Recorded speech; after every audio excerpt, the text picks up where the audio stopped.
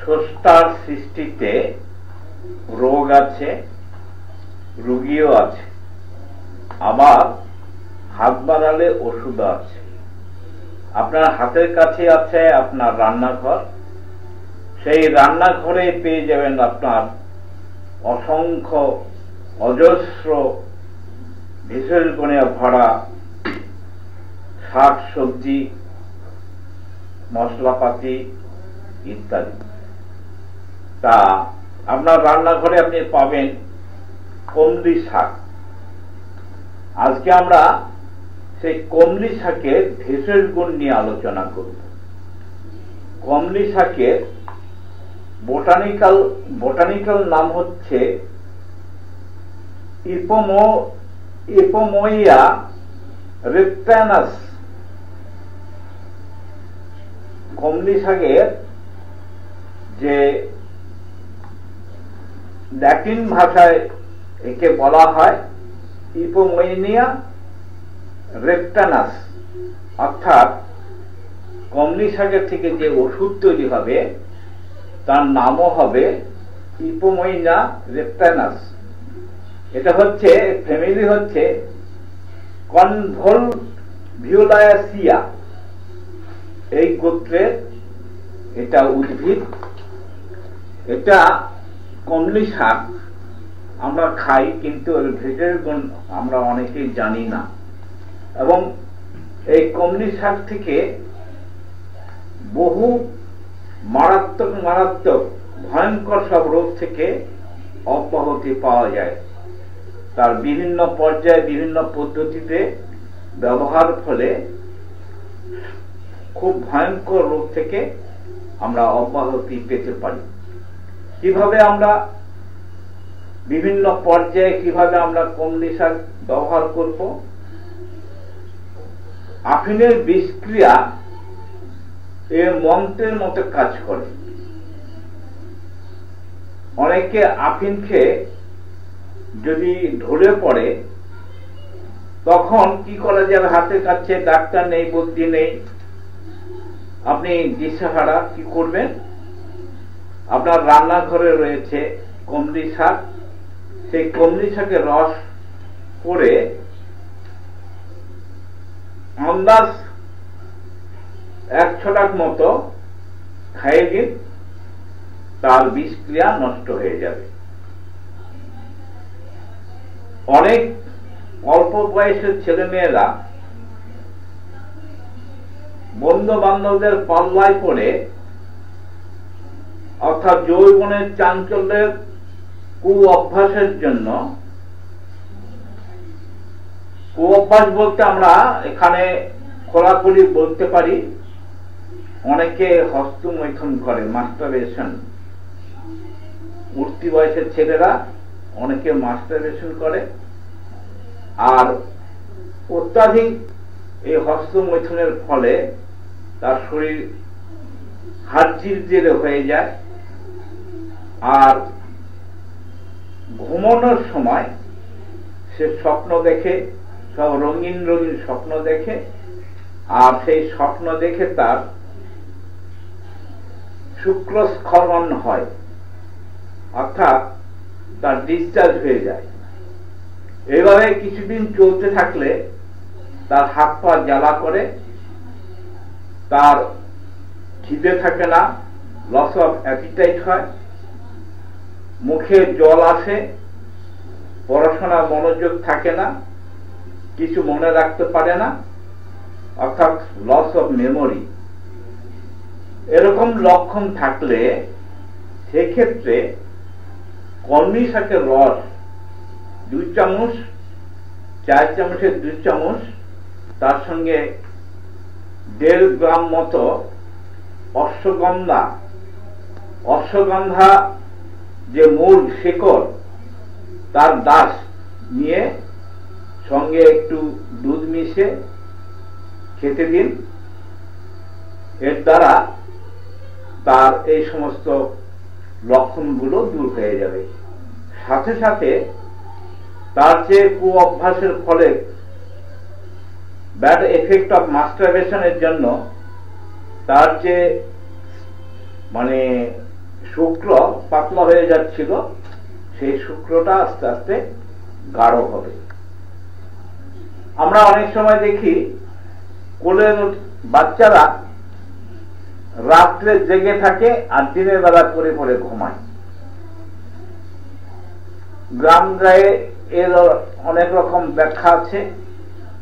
অনেকে মনে করেন যে রাত্রে সে শিশু রাত্রে জন্মালে তার রাত্রে জাগার অভ্যাস, আসলে তা নয়। বিষয়টা হচ্ছে তার কনস্টিপেশন আছে এবং হার্ড অ্যান্ড নটি স্টুল, তার যে মল সেটা খুব কঠিন হয়ে যায়, আর কঠিন হয়ে যাওয়ার ফলে তার পরিপাক যন্ত্র ঠিক মতো কাজ করে না, ফলে সে দুধ তোলে। এই ক্ষেত্রে কলমি শাকের রস, অল্প সামান্য একটু কলমি শাকের রস গরম করে দুধের সঙ্গে, তার সঙ্গে 20 থেকে 25 ফোঁটা কলমি শাকের রস মিশিয়ে খাওয়ালে এই সমস্যাটা আর থাকবে না। আমরা পক্সের জন্য ভ্যাকসিন নিই, তা প্রাচীন ভারতবর্ষে তো ভ্যাকসিন তখন আবিষ্কার হয়নি, অথচ প্রচুর পরিমাণে পক্স হতো। তখন মানুষ পক্সের যে প্রতিষেধক হিসাবে, অর্থাৎ ভ্যাকসিন হিসাবে, আমরা যখন এখন যেরকম ভ্যাকসিন দিই সেই ভ্যাকসিন হিসাবে তারা কলমি শাকের রস 2 চামচ একটু গরম করে দুধের সঙ্গে খাইয়ে দিতেন। তার ফলে তার পক্সের টিকাকরণের কাজ হতো। অর্থাৎ বসন্ত প্রতিরোধে কলমি শাকের রস একটি প্রতিরোধক ওষুধ। অনেক মায়েদের আফটার ডেলিভারি ঠিকমতো দুধ অর্থাৎ স্তন থাকে না, যেটুকু হয় তাতে বাচ্চার পেট ভরে না, অর্থাৎ তার দুধের ঘাটতি থাকে। সেই ক্ষেত্রে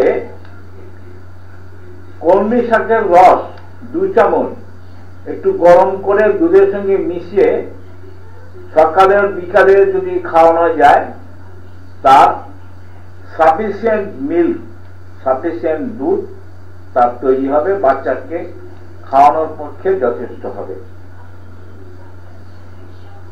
মায়েদের অনেক সময়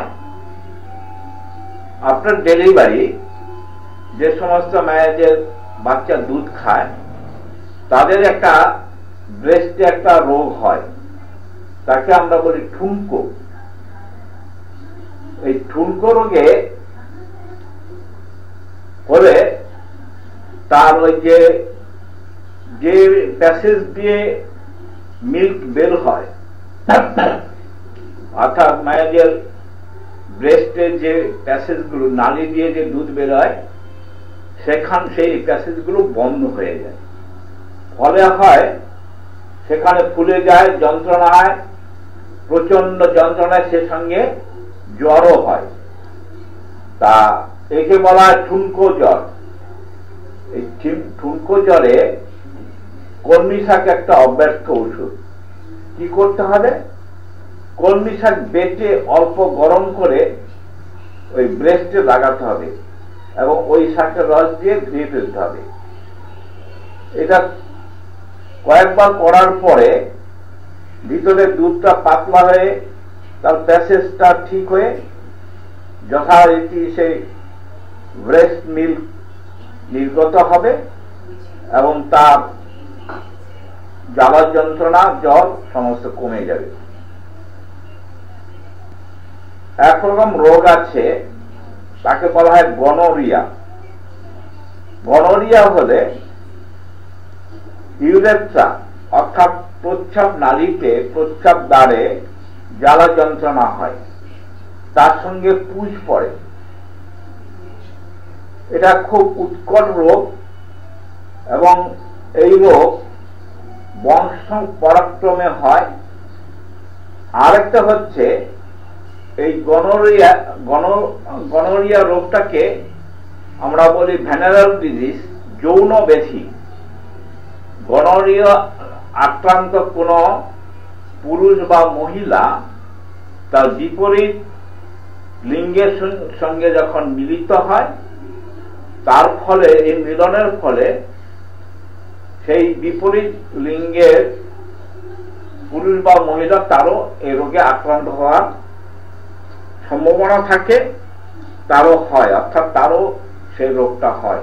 আর এই রোগটা হলে তার জনন যন্ত্র দিয়ে অর্থাৎ সেক্সুয়াল অর্গান থেকে পুজ নির্গত হয়, পাস ডিসচার্জ হয়, সে সঙ্গে জ্বালা যন্ত্রণা থাকে।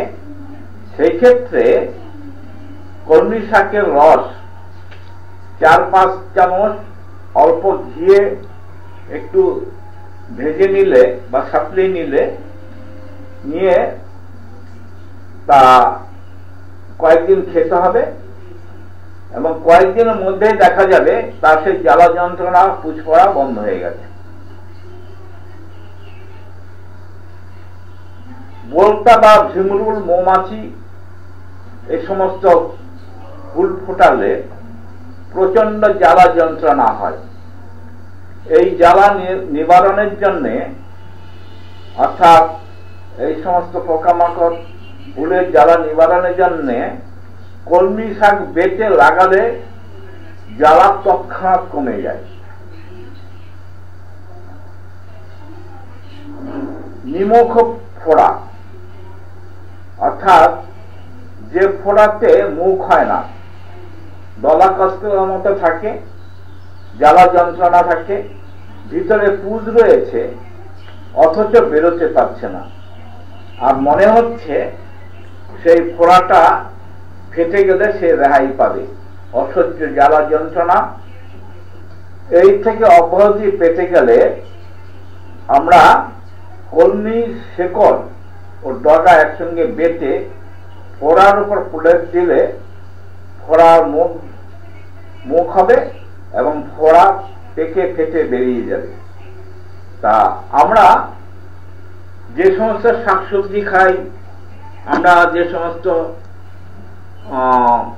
মশলাপাতি খাই, সেগুলো সবই আমাদের রান্নাঘরে থাকে।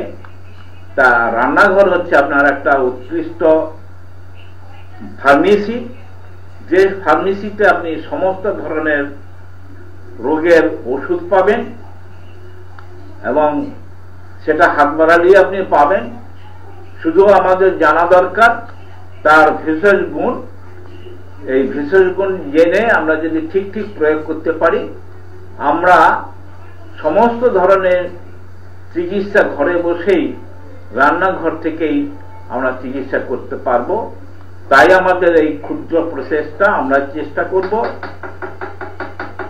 যাতে সমস্ত মানুষ রান্নাঘরে যারা রান্না করেন, সে মায়েরা বোনেরা যাতে হাত বাড়ালেই ওষুধ পান এবং সেই ওষুধ প্রয়োগ করতে পারেন, তার জন্য আমরা আপনাদের কাছে ভেষজ গুণ নিয়ে আলোচনা করছি। বিভিন্ন শাক সবজি, তরিতরকারি এবং মশলাপাতি নিয়ে তার ভেষজ গুণ নিয়ে আমরা আলোচনা করছি। এতে যদি সামান্যতম আপনাদের উপকারে লাগে, তাহলে আমাদের এই প্রচেষ্টা সার্থক হবে।